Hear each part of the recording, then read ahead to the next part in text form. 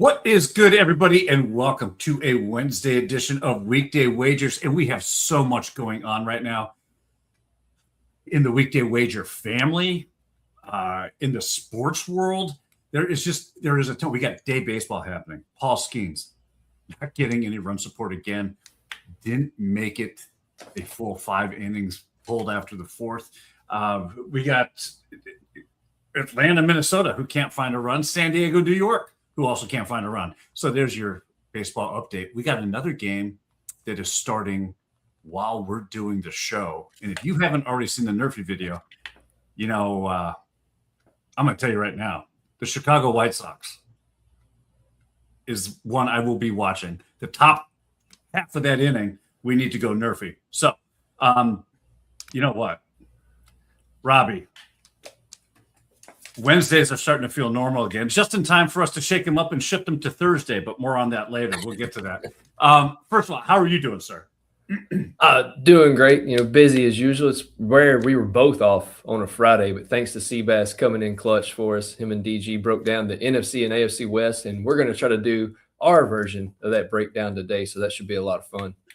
Looking forward to that. And listen, I see Joe's in the chat, and Joe, listen, all of our thoughts and prayers are with you and your family. Joe, he had a death in the family last week, and they've been kind of dealing with that. So just know that we've been keeping you in our thoughts and prayers, Joe, and glad to see you back in the chat. And also, look, we would be remiss to not mention where our good friend DG is sitting right now, because if either one of us gets the text message of I need help, it's not jail. So first of all, DG did not do anything to land himself in jail, but he did hurt his shoulder, and he is now sitting in a doctor's office, possibly a rotator cuff or a labrum. We don't know yet. Could you imagine injuring your shoulder right before football season kicking off? No, and I had not the same experience, but I was just taking the trash off a few weeks ago, and I felt something pull in my right tricep. And with all these tricep tears, especially in wrestling right now, I was like, oh my God. And I started doing this, and it felt like a rubber band, like it was about to pop. But luckily, my good friend Brianna, who's a personal trainer, I can always text her. She gave me some exercises, and I think it was just a strain. Everything else is back to normal. But yeah, that sucks. And yeah, all I can think about is I got a tight with both of these hands. I don't need the tricep being jacked up right now. You go to one finger, you'd be a one finger whiz by the time you're done. Listen, so I'm hoping DG just has a strain, maybe a muscle pull or something, and that's what's causing the excruciating pain. But if you can, hey, wish our guy DG. Send him all the good vibes you can right now, because he's going to need them. And we need him for football season. God knows we cannot do all these graphics. DG is the G stands for graphics, by the way. Yeah. Daniel, the graphics guy. His name should be D-double-G, damn good graphics, because he does damn good work on the graphics. As Nate points out, is the injury going to jeopardize DG's hand-drawn shirtless athletes this football season? Look. I don't know, but I do know one thing. When we did the Fireman's Calendar edition of Robbie's Radar, that show was the most popular show of all last NFL Robbie's Radar. So just saying. Yeah, what a shock. Because I didn't look at it until we started the show, and I was like, what in the hell has he done? Yeah, there's nothing like getting that shock when you first walk in and go, damn it, I got to talk about this. I couldn't do it with a straight face. I got to be honest with you. I couldn't do it. Look, so much going on in the sports world. Houston Texans. Yeah. Are they losing their wide receiver one? I mean, I got to know, because I was going to draft this guy as my wide receiver in the Weekday Wages Fantasy Football League. What's going on? Who do I have to look at now? I know where you're going with that, because I came on here a few weeks ago or a couple weeks ago and said that he's getting all this praise that he could be the wide receiver one. It's Nico's team. And if Tank Dell, who can't stay healthy either, is healthy, he's second in the pecking order. And then it's Noel, how you say his last name. Higgins was not even up on my radar for the Texans, but now he's definitely not. And I'm sad that he got hurt. Never wish anybody to get hurt, but yeah, there's a lot of people I think backtracking now are having to reshuffle their thoughts. It's Nico Collins' team. Nico is a beast. Let's just say what it is. He's a beast. Okay, and I agree with you.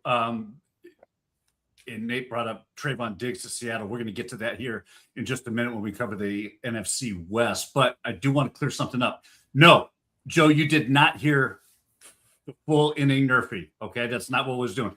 Here, look, I'm going to tell everybody right now who's watching. And my 3-team specific NRFI parlay.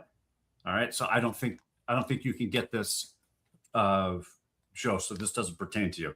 It's the San Francisco Giants, the Seattle Mariners, and the Chicago White Sox are the 3-team today. So if you didn't get a chance to watch the video, shame on you. It's been out since 9:30 Eastern Standard Time. Make better choices in your life. All right. That's what you got to start doing. That's what we're here for. That's why we put them out early.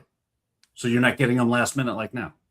That's all. Yep. I was up last night for DG for the Daily Dinger. And I always hate it because it seems like throughout the day I find things I like more, which do go up on justthestatsports.com. So also check that out as well. I try to put up at least 8 to 10 guys who I think could go yard. I think we hit 5 of the 9 yesterday, which was really amazing. Unfortunately, the ones that didn't hit were the ones that DG gave out.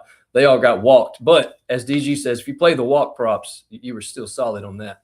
Yep. We do have a question. I do want to get to this because this has been a very recent development. Tony wants to know if he missed any fantasy league announcement for this upcoming NFL season. Rob, I'm going to turn that over to you. Yeah, Tony. So yesterday afternoon, I posted, if you're a baller member of the channel, y'all basically get first come, first serve to you guys. We got a 12-team league. Miss Kim has signed up and another gentleman has signed up. And I'm sorry, I'm blanking on your name. Been a long day. But it's a $20 buy-in. That's what we're going to do. You can Venmo me. It's at Robert-Denson on Venmo. Or if you just check the post, it's all on there how to get in touch with us. But it's a 12-team league. I think first place is $150 plus a $50 gift card to our Weekday wager store. And then second and third place, get some money. And then if you finish last, you have to do the hot chip challenge on the show, and we get to ridicule you for the next year. All right, listen. My team name is already, I think, appropriately named, statistically eliminated. I think that's a very fitting name for me. However, I won't finish last this year. I refuse to come in last. I don't care. I won't. I can't do the hot chip challenge. So that's just a joke, by the way. We're not. That was just me being funny. We don't. I'm not doing the hot chip challenge again either. So yeah, look at on our Weekday Wagers page under the community posts. Under the community posts, if you have to be a baller status to get those community posts. That Robbie, that's where you're putting your five-time community parlay posts every day, right? Correct. Yeah. Now put one out for the day games. I'll have another one for the night games later on today. But yeah, it's there. And then the draft is going to be August 30th. That's a Sunday at 8 p.m. Eastern. So we might try to do another live draft like we did the last time because that was a lot of fun. We did a good time. We had a real good time with that one. So yes, first of all, hit the like button, hit the subscribe button. All right. And if you don't know what we're talking about when it comes to Fam and Baller, you can subscribe to the Weekday Wagers channel. What happens when you subscribe? Well, for $2, you get to jump in the chat. You get custom emojis. We shout out your name, say thank you. And literally for $3 more. Robbie, is that $3 a day, $3 a week? What is that? That's just $3 extra a month. A month, right? Rob fought very hard to keep this at just $5 a month. Why? Because he said it's cheaper than a medium-sized coffee at Starbucks. Hell, it's cheaper than most of their small sizes of coffee at Starbucks. So $5, you get 10 extra video plays a week. That's right. We're not pumping out just the Daily Dinger and the NRFI videos. We are actually putting out 2 extra plays that have been doing. DG's been doing a little bit better this week than I have, so I'm going to fix that today. But more importantly, with football right around the corner, You're getting the Sunday night halftime show. Why? Why is that great? And any other member live streams that we decide to do. Our Sunday night halftime shows are absolutely. You think these shows get off the rails? Those Sunday night where we may or may not have had some adult beverages by the time the show takes on. It's an absolute blast, and not only is it a lot of fun. We have a lot of fun. We joke around and we bust chops. More importantly, we're live betting, and we are actually putting in our bets for you guys to either just watch, or you can follow us, or in DG's case, you can fade him.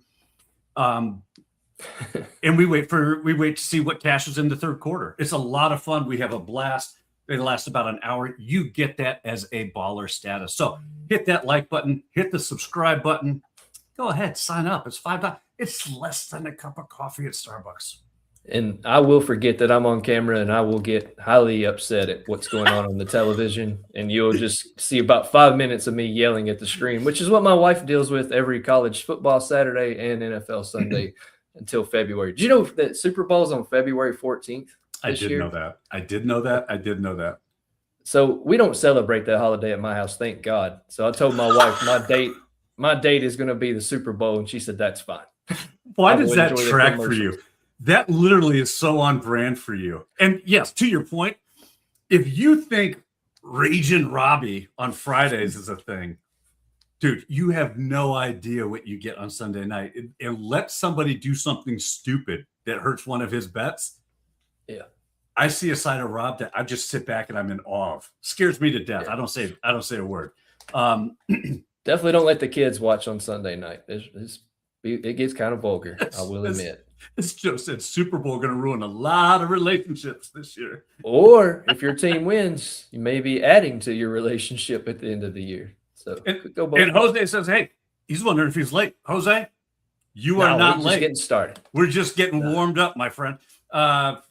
Let's get into our plays. And, look, because he did such a good job covering for us on Friday, I think let's see what Seabass is offering today.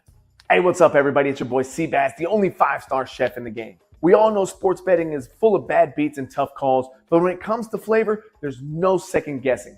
Bassett's Blends is the plus EV lock of every meal. We don't need a stinking model. Crafted with winning spices and bold taste, Bassett's Blends comes in 3 flavors, original, hot, and no salt, that's going to turn chicken, steak, vegetables, any dish into a can't-miss cover every night. With Bassett's Blends, there's no bad beats, no flavor fades, just guaranteed greatness. Check out the link right here where you can pick up your Bassett's Blends for a guaranteed lock every single night. I love it. Love me some Bassett Blends. Listen, we are going back. I don't know why that says we are taking Valhalla. The Golden State Valkyries tonight are playing the Minnesota Lynx. And I completely understand the argument that can be made for the Lynx to win this thing. And why? Because they have won all 8 meetings against Golden State so far. The reality is that if Golden State is going to have an opportunity to beat the Lynx at all, this is their spot. And that's why I'm taking the plus 2.5 here. You can get that at minus 105 because this is the breakthrough game for Golden State. Golden State's won 6 straight games. They own a 25-9 record, and they've won 9 consecutive games against teams with winning records. They also lead the league in opponent scoring at only allowing 76.7 points per game. Call it 77 if you want. I don't care. This defense is built to keep them competitive against an elite team like the Lynx. The Lynx, well, they've won 4 straight, and you know what? Honestly, they deserve to be favored. But here's the thing. They failed to cover in 10 of their last 11 night games. Golden State has covered in 8 of its last 9 games against winning teams and now gets a Minnesota team at the Chase Center. You've got Gabby Williams, Veronica Burton, Janelle Salaun.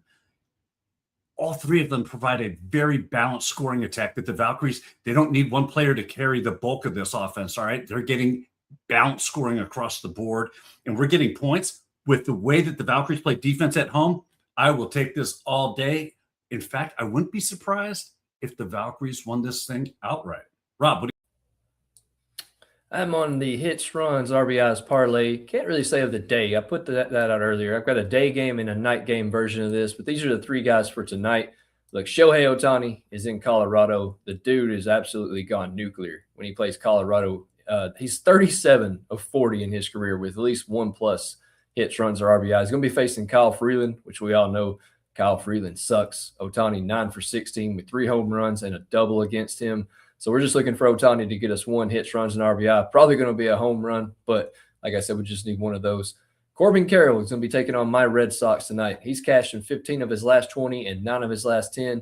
He's crushing left-handed pitching right now all season, posting a 329 batting average, a 423 on-base percentage, and a 573 slugging.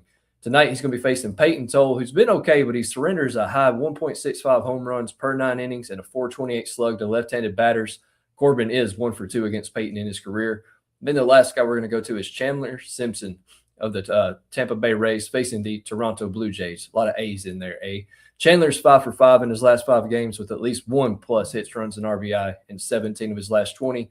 Facing Max Scherzer tonight, who is struggling pretty heavily right now against lefties, yielding a 1.81 whip, 297 batting average, and a 397 WOBA. He's also allowing 2.59 home runs per 9 inning to left-handed batters. Chandler batting 328 with a 361 on-base percentage against right-handed pitchers. Love all 3 of these guys tonight to get us at least 1+ hits, runs, and RBI at plus 103. I love it. I love it. Actually, I am so glad that you are on Ohtani for the hits, runs, and RBI because, well, I'm going to get your thoughts here in just a second to see what you like about that. But before we get into Ohtani and all the different ways that you can play him tonight in Colorado, where he has been crushing right-handed pitching, hint, hint, you might hear this again in the Daily Dinger. But before we get to that, Rob, let's talk a little football. And you and I missed our breakdown of the AFC and NFC West. And yes, I know the difference between the conferences, so don't even start with me. Let's start with the AFC West. All right, the toughest division in all of football. I'm just going to start with you. First of all, who do you think wins this division? It was tough. It really was tough. I think it's really top heavy with 3 of the teams. I think the Raiders are still probably 2 years away. I don't think they're going to be a slouch team going forward. I like Clint Kubiak and his offense, but I don't think they're ready yet, especially that wide receiver room. I went with Denver. The defense is just awesome, and I don't see them taking a step back. I do think this is a close race for the division, but they also got Jalen Waddle to help out Bo Nix. And if you remember, we were a Jared Stidham filling in for Bo Nix away from Denver, potentially making the Super Bowl last year. Right. I really like Denver again this year. Like I said, Vance Joseph returns to coach that defense. They got Patrick Surtain. I think it's Denver's to lose again. Yeah, and you know what? You and I actually agree on this one. I am as much as a Charger fan as I am at heart. My head tells me, look, Denver is that good. Denver is the team in the AFC West. I also know that the Chargers play they're almost as bad as Miami in cold weather. And when you have to go to Denver, whether it's late in the season or in the playoffs, and you're playing at Mile High in conditions that are less than idyllic for beach weather, as LA is, I think it really hampers those chances for a team like San Diego to move past it and get beyond it. Now, can they do it? Absolutely. But I think Denver wins this division outright. For your best, who do you think the best quarterback is in the AFC West? I mean, if Mahomes is there, it is no question. It's Patrick Mahomes. He has the resume. Rashee Rice, see a lot of people talking him up. He's supposed to have a big year, but now he has an actual running back in Kenneth Walker, who I think can help not put so much weight on his shoulders. Again, you got Eric Bieniemy back as your offensive coordinator. It's Patrick Mahomes. I mean, who are we kidding? It's definitely him. And he's slated to come back week 1 as well. It's saying that he could make his return week 1. So you want to see Justin Fields hopefully out there in a Chiefs uniform. So you and I are, it's almost like I think you copied my notes, actually, if I'm being completely honest with you, because I do agree with you. I think when it comes to best quarterback overall, right, and a quarterback who can make a defensive pay with his passing arm, with his ability to scramble and create, or flat out just run the ball. I think that really does. Patrick Mahomes checks all three boxes. And yes, I know he's prone to the ankle injuries, prone to the knee injury now. He's going to be rehabbing that and coming back this season from a knee injury. I still think he's the best in the AFC West. Who do you think the best wide receiver is in the AFC West? I think you're going to see a resurgence for Ladd McConkey under Mike McDaniel. I do like Ladd McConkey to have a much better year than last year. He's one that I'm really high on. There's nobody in that Raiders receiver room that I would touch in this position. Cortland Sutton and Jalen Waddle are two good wide receivers, but I think under Mike McDaniel, if the Chargers can keep their offensive line healthy, I think you're going to see a big spike, I think, in Ladd McConkey. He's one of those guys that even if you're drafting in fantasy and you went running back heavy and it's the third or fourth round, if Ladd McConkey's there, I think that's a hell of a steal. Also, looking at his betting props this year, I'm probably going to be really high on that as well.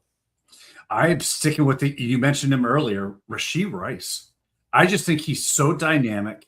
He can break tackles and embarrass defenses.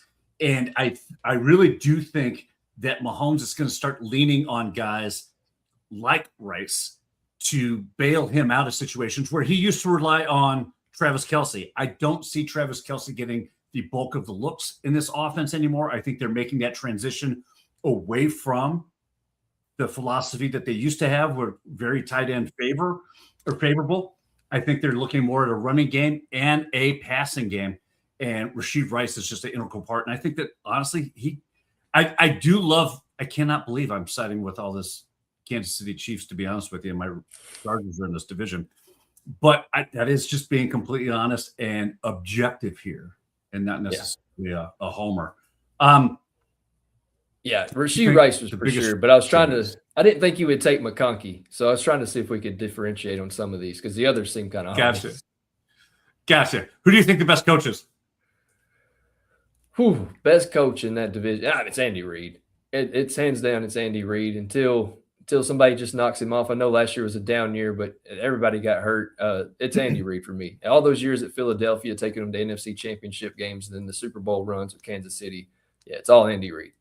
Listen, you just said hands down because everybody got hurt last year. I think as a good coach, you find a way to motivate those guys who have to step up, right? You find a way to get more out of those guys that are not your starters because they've gone down with injury. And the only coach that checks those boxes is Jim Harbaugh. Obviously. The guy comes in. The guy comes into a LA Chargers. I can't believe I'm saying LA. He comes into a Chargers organization, and in 2 years, this is going into his third year. In his third year is going to take the Chargers deep into the playoffs. Mark my words. You heard it here. August 19th. Mark is calling his shot. The Chargers go deep into the playoffs and fight for the divisional title to go to the Super Bowl. Watch. They may get to the playoffs, but as soon as they go to New England or Denver or Kansas City and they're not hosting, it's over for them. I do think they're going to be better. Njoku being added to that roster, Mike McDaniel's there now. I do think their offense is going to take a step forward, but they're already down. Tyler Bides, I can't say his last name. Hell, he was with Dallas. He's already out with an ACL issue, so you're already starting to see linemen go down. And I don't know, man. It's kind of like substation Niners. Yeah, but no, seriously. So the Chargers, because they lost their starting right guard last year, 2 weeks in, with an ankle injury that sidelined him for the rest. And they spent the rest of the year trying to find a combination of linemen that worked that could protect Justin Herbert. Offseason, they made some huge moves to pick up offensive linemen. They drafted offensive linemen. They are now rolling 2 and 3 deep at certain positions on that offensive line specifically for that reason, because now it's next man up mentality when it comes to that O-line. That O-line is everything for the Chargers, because if you can't protect the quarterback, you're certainly not going to be able to open up running lanes. And if you can't open up running lanes, everybody sits back and destroys your passing game. So I think the focus is there. I'm real excited about what this offensive line and the adjustments they've made in the offseason can do this season. Their defense is going to be much better too. Now, Akeem Mesidor has missed 3 straight practices, but he's the rookie out of Miami who I was high on Ruben Bain and I was high on Mesidor after watching them play last season. I thought they were 2 of the best picks in the first round. Again, Mesidor's missing practice, but their defense is even bolstered. You already got Derwin James there, Khalil Mack there, and then now you've added Mesidor. I think that defensively they should be a lot better as well. That's going to help keep them in games. But it's a big year for Herbert. It's one of those years for Herbert where you not only need to make the playoffs, but you got to get at least one playoff win under your belt too. And I know it's not in the West, but I think that Justin Herbert is in the same situation as Josh Allen is for the Bills. It's time, as they say, to ish or get off the pot. You know what I mean? It's enough. It's always been, we're hopeful this year. Well, you've got all the tools now around you. It now has to become your year. Would you agree with that? Yeah, I think it's a great comparison. And again, if it's one of those two, if you see them playing in the playoffs, Chargers having to go to Buffalo, who wins that one? Because you got 2 shaky quarterbacks. That's a matchup I do want to see. I want the Chargers to play in Buffalo in the playoffs. You know who wins? I win that one. I win that one because I can't lose. It doesn't matter to me. That. I can't win. This is going to be interesting. Who do you think the most fraudulent team is in the West? Oh, man. I'll go. Go ahead. You can say it. It's tough. I'll go Chiefs. I'll go Chiefs just for the simple fact that I've seen them as everyone's top pick, other than Denver. But I don't think Denver are frauds. I think Denver's legit. I think they've got a lot of stuff. I wouldn't go Chiefs, but it's not. I don't think they're complete frauds. It's just somebody I had to choose. I agree with you on the Chiefs. I think the Chiefs are the most fraudulent team. Why? And the reason for it is, yes, you get the household names. You've got the historical, and I say historical as in the past, the history, the pedigree. But this team is set up to have such a steep regression because of they don't have the depth that they used to have anymore. And the guys that they do have at positions are getting older and they're moving a little bit slower.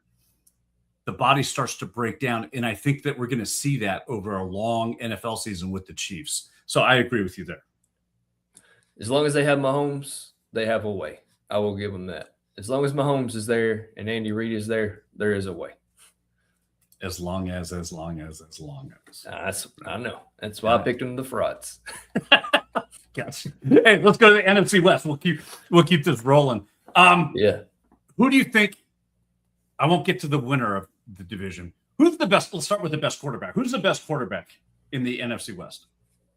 Best quarterback in the NFC West. I'm until you knock him off the top, give me Sam Darnold, and God bless, I can't believe I'm saying that. What?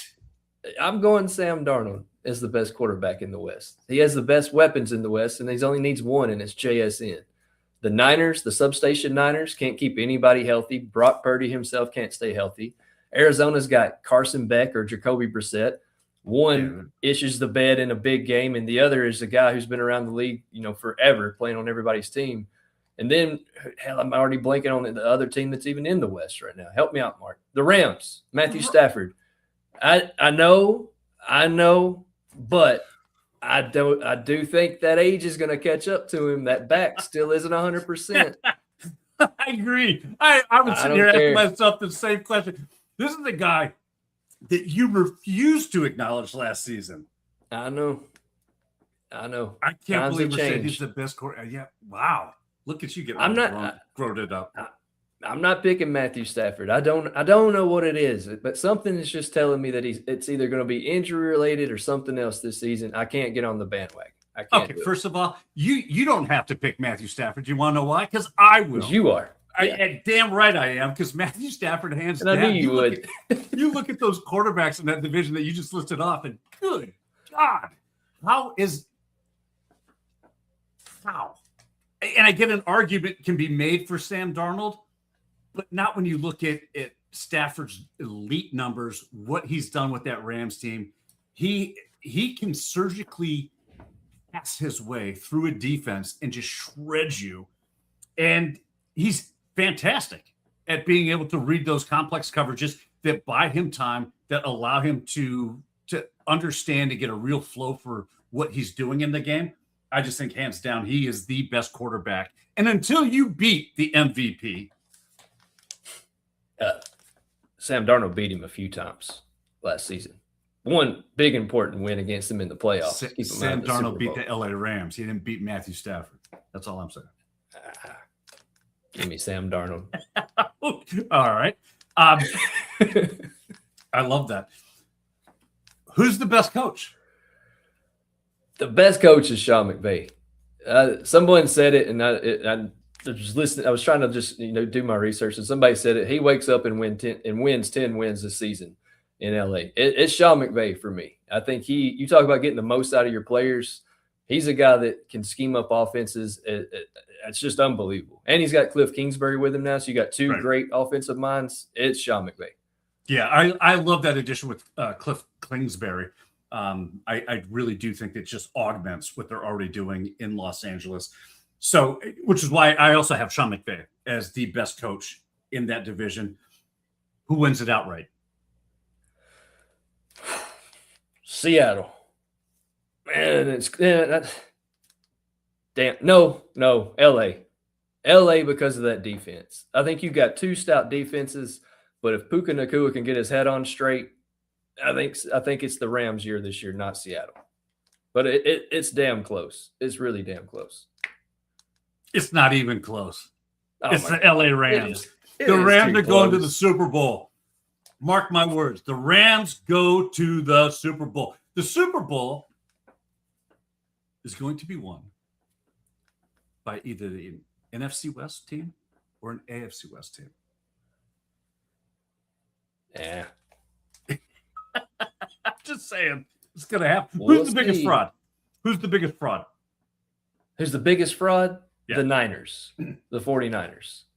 They're another team that will string wins together somehow. And you talk about getting the most out of people. Shanahan somehow has to do it every year because they can't stay healthy. But it always bites them at the end of the year.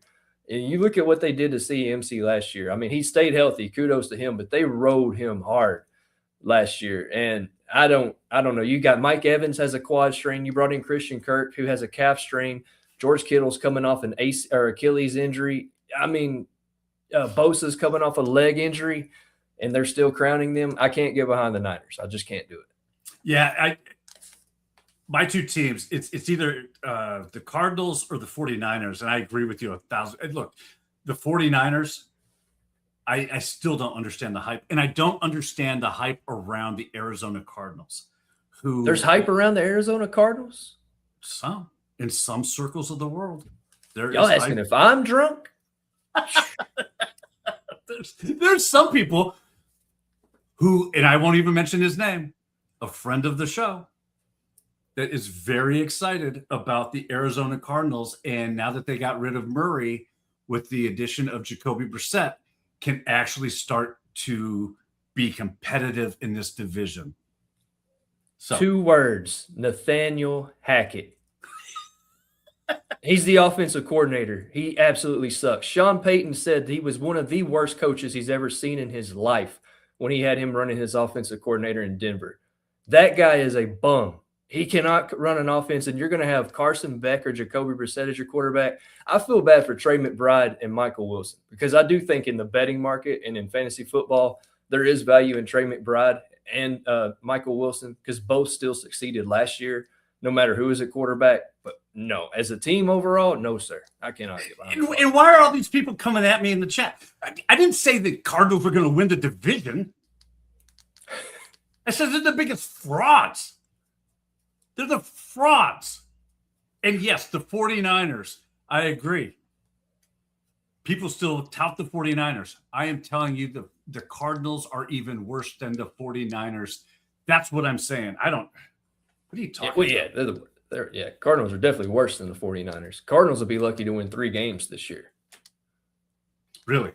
You don't see them winning? I think 3-game max.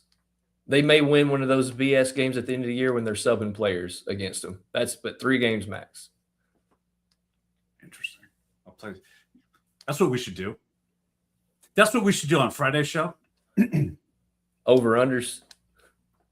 But we have to select the worst teams, who we think the worst team is going to be in each division.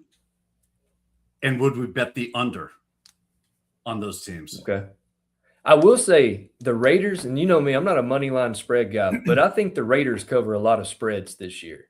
I think you'll finally unlock Ashton Genty. I think you're going to see a lot more out of Ashton Genty.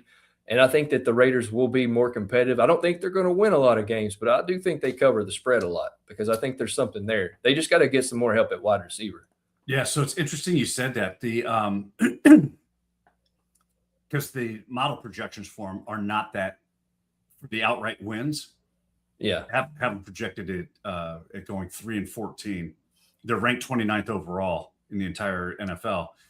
But where they have made the biggest improvements and where the model suggests there's some value and some upside to the Raiders is in the ability to run the ball, control the clock, and keep games close without getting into these shootouts, which last year their defense couldn't stop a thing. This year on defense, if they can slow some people down, they can keep it close. They might be a great team to cover the spreads. Yeah, but they added Quay Walker and Nakobe Dean, and Max Crosby is still there for now. So I do think the defense will be a little bit bolstered. But, yeah, they got to show it on the field because they were one of the absolute worst last year. Dallas defense was bad. The Raiders were worse. Yes. Yep. So we do have some questions. And, yes, Joe, I understood the question. I got it. Should I get a Cardinal tattoo if they go over on wins? Lord, no. I'd never tell you to ink yourself with that atrocity. No, don't do that. If I could come up with a really cool Cardinal design, maybe, but it wouldn't be recognizable because that's how cool it would have to be. It would not be recognizable as a logo. Although Scotty Too Hottie says Cardinals to make the playoffs. More power to you, brother. Now, I know that you and I in the last 15 minutes have both been accused of, one, not knowing what's going on in our worlds, or two, possibly under the influence of alcohol. Scotty Too Hottie, even I think that is ridiculous. And God, please no, don't wager anything on the Cardinals making the playoffs. They probably have. If you had to rank the divisions, the AFC, where would the NFC West fall in line as far as the divisions for the NFC? I mean, the Rams and the Seahawks help it out. And like I said, the Niners will at least win 8 wins. No matter who's on that roster, they'll win 8 wins. The Cardinals are the ugly dragon of the 4-headed dragon. They're the ones that's looking goofy and off to the left. But, yeah, the division as a whole is not bad, but the Cardinals, absolutely terrible. It just made me think of a meme that I have recently seen involving the WNBA. So, Rob, with that, you know what? I think that was a great breakdown of the AFC and NFC West, and I think that we certainly had some interesting takes compared to DG and Seabass on Friday. So I hopefully everybody got a full breadth of the AFC and NFC West.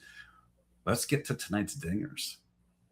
Yeah. And we are going with a little Shohei Ohtani at plus 200, Ben Rice at plus 260, Andy Pages, because it's not Pages, at plus 300, Trent Grisham plus 355. And if you've ever read any of his books, he's a phenomenal author.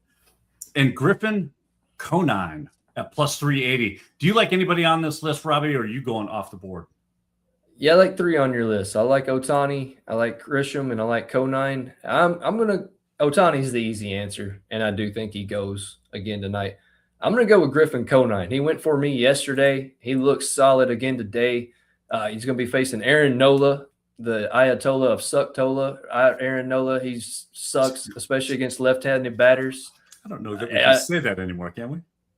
Well, there's a meme off of Chris Jericho, the Ayatollah of rock and roller. So it's a wrestling thing. We're cool. We're in the clear. Gotcha. All right. Conan's 2 for 5 with him with 2 hard hits. I think Conan goes yard again tonight.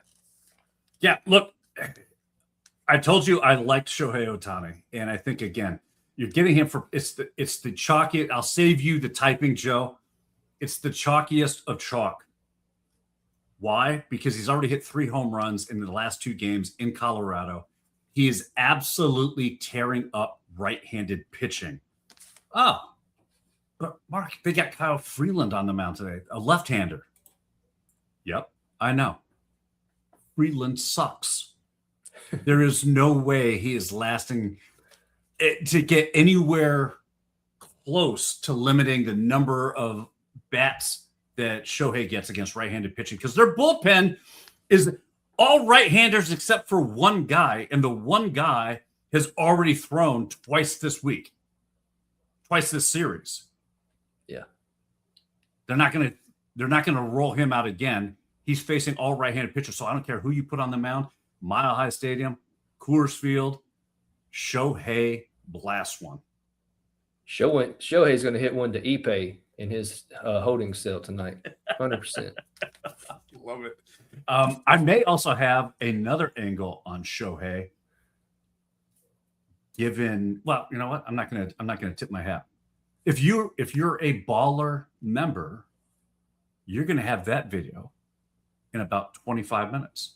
Because as soon as we get done here, I'm gonna post that up so you can get that in now. And it's a sweet, sweet plus money play involving Shohei. Speaking of dingers, we need some dingers to start dinging in these early games. It sucks. Miss Kim says a red, you take the red, she says. If anything has been proven on this show, if Miss Kim likes a red, you take it. That is, she does seem to be Cincinnati's whisperer. The Reds whisper. Yeah. Let's see who else. DG says on Fanatics, Ohtani's at plus 235. That's even better. I like it. Anything else that we missed? No. A lot of slander, a lot of Mark slander in the chat. Yeah, always. You know, it's funny because it's usually what happens when people run up against great thinking minds and they're just astounded. The first thing they do is they want to lash out before they understand. Wow, this dude really knows what he's talking about. I get that a lot. It's all right. All right. With that, it's all doable. It's all doable. Miss Kim says Stewart has hit the dinger off Liberatore. He's hit it off Liberatore before. Yeah, that's what you should have said. Yeah, and DG says, "Do we share about fantasy football?" Yes, we did. Everybody knows exactly how to get over to the community page. You have to be a baller status because ballers get first crack at this. Are we going to open it up at some point? When is that going to happen? I'm going to give it to Wednesday of next week. I think by Wednesday's show next week, because the draft is going to be that following Sunday. If we don't have it full by next Wednesday, I'll go ahead and open it up to whoever. Okay, I like that. Hey, by the way, the first leg of my NRFI hit. 2 more. And by the way, if we sweep both the 3-team NRFI parlay and the full inning NRFI parlay, and there's still time because the full inning NRFI parlay doesn't start till tonight. Just head over. I don't care that we've already cashed 1 leg of the 3-team. Head over to the comments in my NRFI video. Just type NRFI. That's all you have to do to enroll. That's it. Do your Padres have a hit yet? Last I checked, they were hitless after 2 innings. They have, okay, first of all, we can tone down the slander. They have 3 hits and 1 run. All right. We don't. Oh, did Tatis do anything? I can tell you right now. Hold on.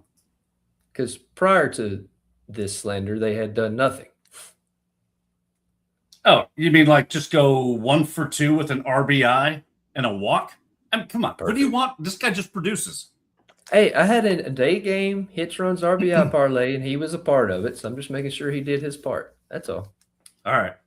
So we got some stragglers coming in because we covered this at the beginning of the show. I'm telling you, you got to get in early. But head over to the community page on the Weekday Wagers YouTube channel. If you are a baller, member, or higher, you have first crack at joining the Fantasy Football League this season. And we will set up the draft order. As DG says, we got the draft order will be live on the show, so we'll be able to pick that out. Miss Kim gives us another banger. Chase Burns over 17.5 outs. Chase Burns has been lights out lately. I don't hate that. Let me see. I don't target anybody for a home run when that guy's on the mound anymore. Yeah, he is playing 9 games. So there it is. Oh yeah, facing the Cardinals, they're the Cardinals. What about that kid, Josh Baez or Baez? After his three home run game, and now he's totally disappeared. But you know what? In all fairness to the kid, I do like that look, Miss Kim. I do like that look. I think that against St. Louis, especially the way Cincinnati has been playing lately, they need Chase Burns to go deep. So I do like that look. Baez, I'm going to tell you this. I feel sorry for the kid. Yeah. You come out and you explode like that onto the scene. The only way to go is down from there. That's it. Yeah. There is no pinnacle. DG and I talked about this on Monday. I'm going to ask you the same thing. Is there an equivalent in your mind in the sports world? It could be anything. In the sporting world that would equate to your debut in a league going 3 for 3 at the plate with 3 home runs? Is there anything that comes close to that? Maybe if you're a rookie wide receiver or rookie running back, and in your first game, if you're a running back, you go for 200 plus and like 3 touchdowns. If you're a wide receiver, you go for like 200 plus and like 3 touchdowns. Something like that. That's the closest. But no, nothing comes to my mind that can top that as of right now. Like that was truly remarkable. And he did it at Wrigley, which one of the best stadiums out there. And he put it in their face. I saw all the memes of the other fans like, who the hell is this? What the hell is this? And the dude did nothing but just go yard all day. So Joe says, Joey Chestnut coming into Nathan's and breaking the record in his first try. I don't know that would qualify, to be honest with you, because I can't think of all those hot dogs. He hit some dongs, that's for sure. He hit some dongs in that one. Or glizzies. Glizzies or dongs. Bill Goldberg starting 173-0 is the only comparison. Bret Hart hates Bill Goldberg. Find somebody you hate as much as Bret Hart hates Bill Goldberg. Wrestling fans in the chat get it. Really? Oh, God, yeah. He single-handedly ruined Bret Hart's career. Goldberg is actually a terrible wrestler when it comes to keeping people safe. Terrible wrestler. But he kicked Bret Hart, concussed him, ruined his career. All right. Yep. All right. Just saying. This is why I think Scotty Tuhati may have been imbibing early today. He says the Mariners money line after the 22-0. It wasn't a loss last night, Scotty. That was a ass whooping to the nth degree. I mean, that was bad. Yeah. Julio Rodriguez was also bad last night. If any of y'all didn't see that, it was bases loaded, 1 out. He catches a fly out and then just throws the ball to the fans, and he still needed 1 more out to get. He was so ready to go home. Threw the ball out of bounds, out of play, and as a penalty, because if the defensive team throws the ball off the field of play, you get to advance 2 bases. In essence, with an errant throw, he was able to log in another 2 runs for the Brewers. In all seriousness, with this game, I actually think Seattle has so checked out of this game, of probably the rest of the season, that I actually like the other side of this.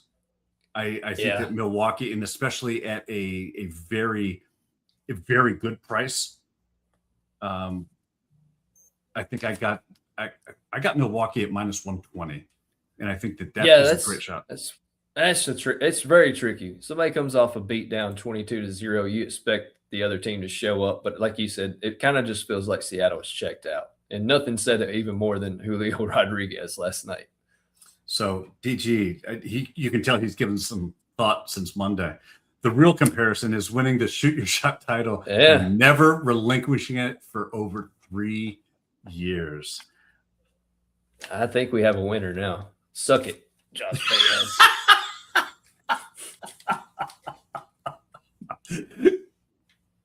You know what?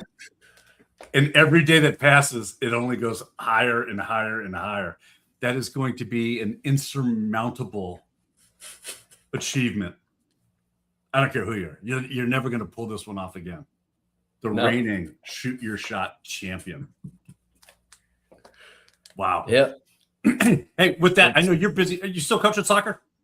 Oh, God, yeah. Yeah, coaching tonight, actually. We've been told it's too hot. Well, what I always send out, because we get the messages, you don't need to have practices. I always send out, I'm going to have goals set up. Me and my son are going to be out kicking the ball. If you would like to join us, feel free, but you're not obligated. So, yes, if anybody soccer parents are watching, I will have goals up, but you're not obligated. But you should be there. Is that how championship coaches work around the system? Is that how you are navigating the field of childhood athletics to the point where you can compile a championship team that just doesn't know weather that's too hot to play in, too cold to play in, too rainy to play in. They just want to go out and kick the ball. That's it. And the way I tell them is, and I probably shouldn't say this, but at the end of every practice, when they're dog tired, like the last couple of weeks, because it's been easily 100 degrees, feels like 110 in Tennessee. I'm like, well, just think about it.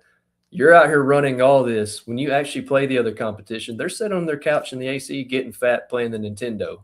You may not be able to out-talent them, but you will be able to out-hustle them, and that's what's going to help you win games. I don't care if they're 8 or not. I'm teaching them life lessons. As Nate just pointed out, he's sending this video to the Tennessee State Athletic Commission. Look, he's making it optional. Nate, oh, did I freeze? I froze. You're good. What happened? There we go. So he's making it optional. It's not mandatory. It's optional. So I support your endeavor there. And I didn't say it was a practice. It's not even called a practice. Myself and my sons are going to go out and set up soccer goals, and anybody's welcome to come kick the ball with us. Tony says Torrey Smith in his first career start, and this was my example. I didn't have Torrey Smith by name, but this was my example. Your first 3 catches as a rookie in your first NFL game go for touchdowns. He has touchdowns 14, 41, and 74 yards. That's a hell of a day. Oh, yeah. Yeah. I don't care who you are. Shout out to Tony. Tony's son got to meet Calais Campbell. It was just one of his favorite players. I saw that on Next. So that's really cool that they got to meet him. Yep. No, Scotty, I don't hold it against any of the kids. I legit mean it. It's optional. I would never hold anything against an 8-year-old for not showing up to practice or a 10-year-old. I wonder if legal just sent you that message and that's the bleep we heard on your phone. That wasn't the legal saying, hey, make sure this is optional? No, it definitely wasn't. All right, good. All right, so we're fine with legal then. They don't care. After you get done coaching, what are you watching? Let's see. Wednesday, some baseball and some wrestling with the boys. That's until football gets here. I am working on, I got my internet hopefully sorted at the house. So we're having no more lags and things on my end. So I'm going to try to, I told DG I was going to try it over the weekend. I haven't got to it yet. I'm going to try to set up something tonight and see how it looks once I get done with it. Okay. I'm going to try DG, keyword, try. Hey, are you watching any of the Little League World Series? I'm not. I'm sorry. You're not? I'm not. I know it's huge. I know people are apparently betting on it more than soccer right now. Well, I was just going to say, I want to bring that up because we heard from our friend Rafael Esparza. If you don't know Rafael, I don't know. You've been hiding under we don't have it on this one. I was going to play the Ask Raf theme song, but we don't have it. Where did I see that? Oh, right here. So we got this text message from Raphael on Monday. You want to know how popular the Little League World Series is from a betting standpoint? The English Premier League futures went up in late May. The Little League World Series futures went live yesterday. Chelsea's taken the most tickets to win the EPL. The California Little League team has the most bets to win the USA bracket. There are more bets right now on California to win than on Chelsea, which is mind-boggling when you think about 10 and 12-year-olds pulling in that kind of action. First of all, I have never bet on a Little League World Series game. I don't know that I could. I don't know. I think it would make me feel, and no disrespect to Raphael, who says that he enjoys betting on a Little League World Series game. I don't know that I could ever do that. Could you? I wouldn't say never.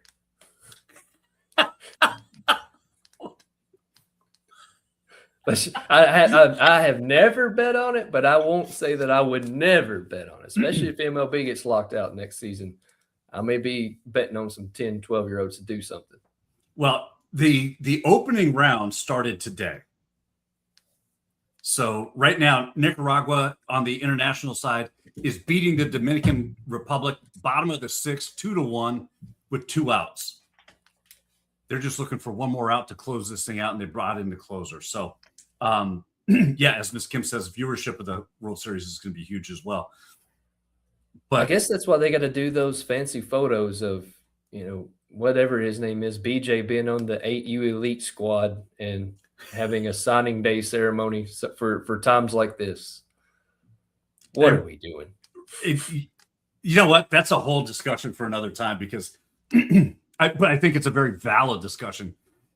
How young is too young to start treating these athletes than anything other than they are as being kids, right? Because Man, if you did that ceremony with the fat kid who said, I just want to hit dingers and go home or whatever, that would be funny because he knows what he's doing. He's making a joke of it. The actual seriousness of even putting elite and U8 in the same sentence, unless it's my soccer team, absolutely crazy.